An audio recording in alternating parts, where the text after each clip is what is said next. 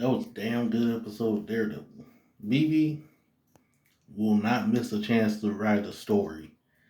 She keep tripping this boy up. He almost lost his job because of it. But I respect him standing up and being honest and saying that was him.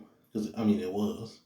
And I kind of have that same appreciation for the woman that brought him in.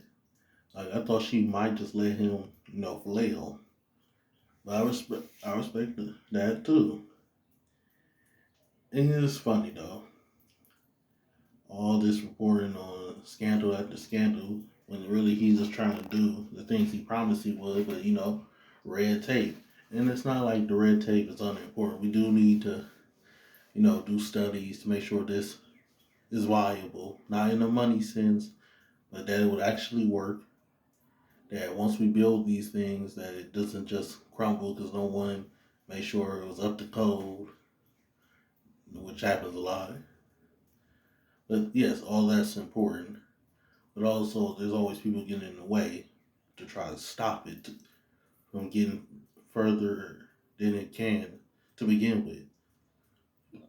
That's when it becomes an issue, and why you don't want to hear all the you got to do this, that, and the other instead of just letting us do the thing that we know that will be good. And I was not expecting Fist to have Adam locked in the cage, but I did like the parallel between him and Murdoch going back to their old ways. Because I'm like, as soon as I saw his plate of food, I knew he was going back to his old ways because he was on a diet. He was eating chicken and broccoli, or chicken and asparagus. But as soon as I saw that big meal, I'm like, him and Murdoch are going back to their old ways. Now, he ain't put the mask on, but we getting there. Also, been loving his scenes with clients. Like, I love that scene with him. Yes, he did steal the candy. But I understood why. Just like I felt in Friend of the Neighborhood Spider-Man with the woman. I felt the same way. Now I know he's done things back to back, so he has, well, because of the system that's set up, do spend time, get locked up. It was candy, petty. But them bringing in Liberia before we get Doom, that's funny.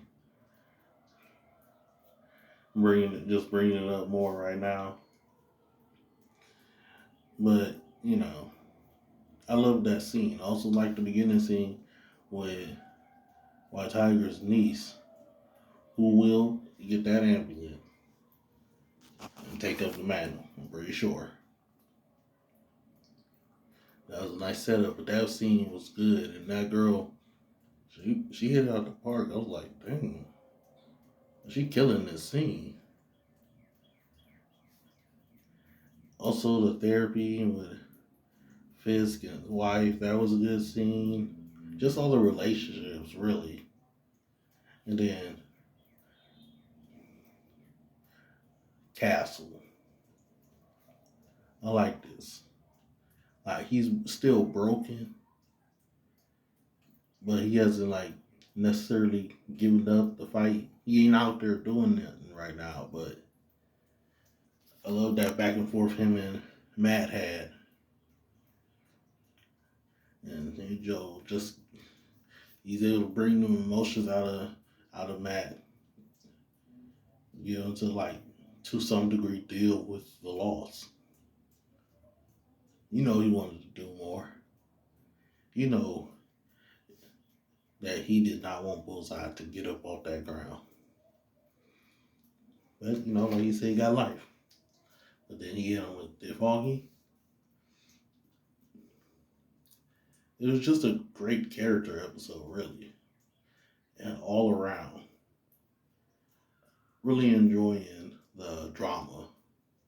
We haven't been getting a lot of action, but I think that that's a good indication of a strong show and writing where action isn't necessary for the story to be good, especially superhero stories.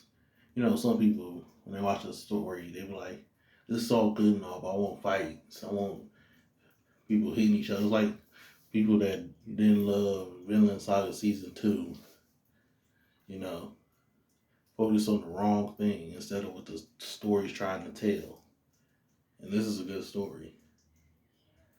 So, I can't wait to see you next episode because I'm loving it.